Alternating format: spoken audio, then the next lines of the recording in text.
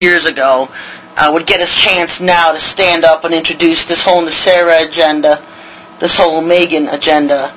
And he would spend hours just standing in now as the unelected president of the United States, because we already have someone in office who's an unelected president, so this won't be a big surprise to have another unelected person standing in office as the president of the United States while they try to figure out theoretically how they're going to replace Congress and put all their plans in motion. They don't plan to, because Al Gore would simply stay in office. He would be the person that brings this Nasera agenda into America. And so, yeah, don't look for any changes. They'll say it's temporary, it's not permanent, and they'll carry on the illusion and the facade that they're going to carry on elections to replace what we've lost in D.C., and it's all an illusion. They're not going to. Al Gore would simply stay in as the final dictator, sneaking his way in past Bush, who has been working really hard the last several years to be the nation's last dictator. A lot of people say, the Antichrist isn't coming from the United States, the Antichrist is coming from Europe. There's several cards that can be played, folks. Javier Solana is one of them. Prince Charles is one of them. The Antichrist arises from the last days Babylon. And so who's the last days Babylon? It's the United States of America. We're the superpower. We fulfill over 100 and every one of the characteristics of the last days Babylon from the Old Testament and the New Testament. No other country on earth fulfills every single requirement that describes last days Babylon but the United States of America. And so something would really have to happen to the United States of America to totally lose economic and military and governmental power status for somebody else like Europe to take over. Because the last time I looked, Europe is not the largest importer of cars, and it just goes on and on. And so, there's too many requirements. You would have to fill every one of them. And I have an article at my website, thewatcherfiles.com, called America is Babylon. And you might want to read that up, because America is Babylon. The Antichrist would rise from here. Not a debate whether it's going to be a human or an alien who comes and takes over. I've been warning about the Anunnakis coming. The New Agers call them ascended masters. The Bible calls them the Nephilim. And that's basically, the last days Antichrist is going to be probably a Nephilim, half human, half alien. Some would expect maybe just completely alien, maybe the Sananda that's coming that looks like the Jesus of the Bible, the pictures that churches hang up all over the place, that you get a general idea of what Jesus looks like. And that is Sananda, and that is the one, the New Age, one of the characters that could come into play as the Antichrist in the last days. Antichrist or false prophet, I really don't know which one. But he is the most deceptive. He's the best one they could go with. I mean, Al Gore claiming he's God isn't going to fool anybody. But this Sananda would. This Sananda would blow a lot of people away, would deceive a lot of people. And so if they're trying to play the character of the Bible, not a character, but the Son of God, but the Sananda plays a character. He's acting like he's Jesus, the Son of God. If they go that route, he's the best one to use. Now, if they go another route, and decide, we're going to go ahead and let this Islam take over the world because it's evil, it's sadistic, it's satanic, it's total demonization of the people that follow it. They're not even worshiping the Most High God or the one true God, Allah, the moon god. They worship Satan.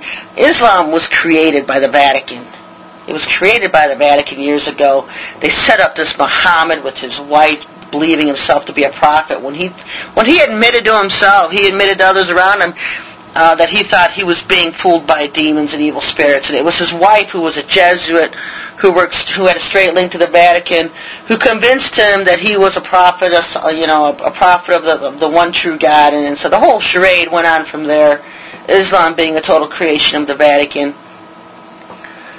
So that, they've been importing them all over the world into all countries to incite civil wars, and you saw what they did in France.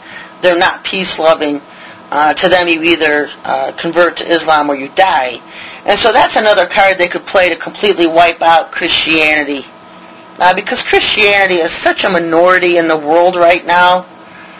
that for Sananda to come, yes, Babylon will be fooled by him, millions of churches, millions of people will be fooled by him, but the rest of the world, he'd really have to work them over because they don't follow the Jesus of the Bible, the Son of God, that Christianity does. And considering there's only maybe 100 million or 200 million at the most that would even believe in Jesus, the Son of God, and I'm not even saying the ones who are really committed to him. I think we only have about 270 million in the United States. It would fool the United States churches, perhaps Canada, perhaps some of the outlying islands, a lot of believers all over the world, but certainly not the majority. Islam has 1.6 billion adherents, and it's growing and growing and growing. Very violent and nasty and sadistic group. And so if they were to play that card, then they would just bring in probably someone like Maitreya. You've heard of him. The more Arab-looking Anunnaki that plays Ascended Master. He plays, I'm a God, I'm a Messiah, I'm a great teacher, I'm a world teacher. Another one who plays the New Age alien games.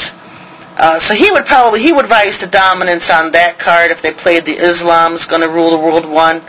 If they play the Christianity, Jesus is coming one, it would fool the churches, and that would be Sananda.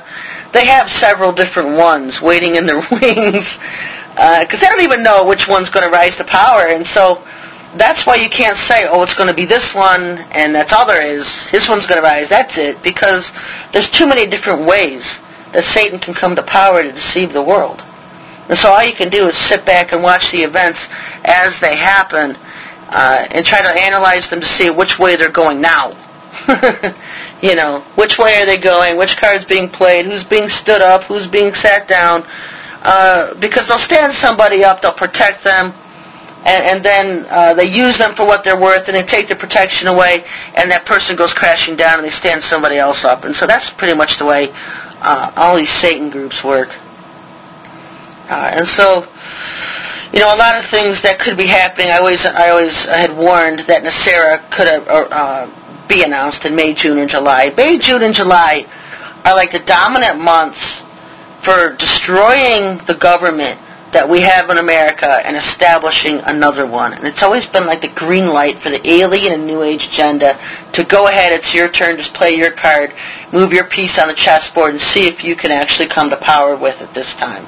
They've had many green lights over the years, and they've come and go, and they haven't been able to get their program started, because when they start to play their card, to move their chess piece, then they've got the New World Order faction fighting against them, because they're all fighting against, they don't like each other, they're enemies, and they're all fighting against each other.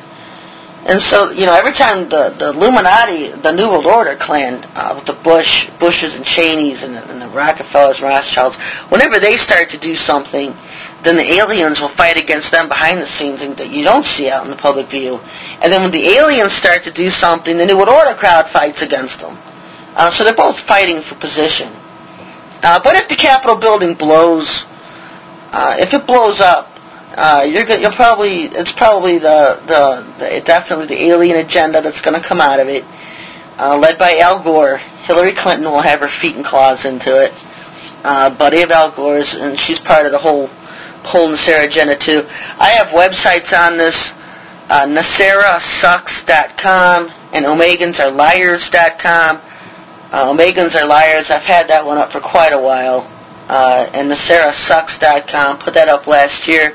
Has a little bit more information probably than Omegans Are Liars. Just have to check out both of those websites. And you can see all of my websites listed on the left-hand side with SherryShriner.com. Have all my websites listed there. CrystalCityFraud.com is part of the agenda of the alien New Age, and that would go along with this whole Nasera charade. So if you're going to be studying those two websites on Nasera and the Omegans that I have, read CrystalCityFraud.com too, because that kind of details gives you an idea of this fake, glorious, heavenly kingdom, and I say this sarcastically, that these Omegans and these New Agers plan to bring in. And so it will give you a good idea of all of the deceptions that are coming